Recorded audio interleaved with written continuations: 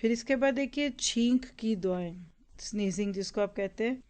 رسول اللہ صلی اللہ علیہ وسلم کا فرمان ہے جب تم میں سے کسی کو چھینک آئے تو اسے کہنا چاہیے الحمدللہ، ہر قسم کی تعریف اللہ ہی کے لیے ہے۔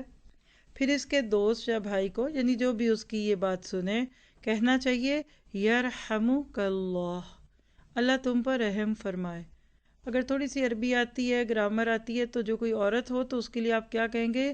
یرحمک اللہ، اللہ تم پہ رحم فرمائے۔ اور جب اس کا بھائی سے یہ کہے یعنی یرحمک اللہ، تو پھر چھینکنے والا اسے یہ دعا دے گا یہدیکم اللہ ویصلح بالکم، اللہ تمہیں ہدایت دے اور تمہارا حال ٹھیک کر دے۔ یہ روایت صحیح بخاری کی 6224 ہے، یعنی ایک پورا ڈائلاگ ہے نا۔ اچھا، کبھی جس نے چھینکا وہ غیر مسلم ہے اور وہ بھی کہہ دیتا ہے الحمدللہ بالفرض، تو پھر آپ کیا کہیں گے؟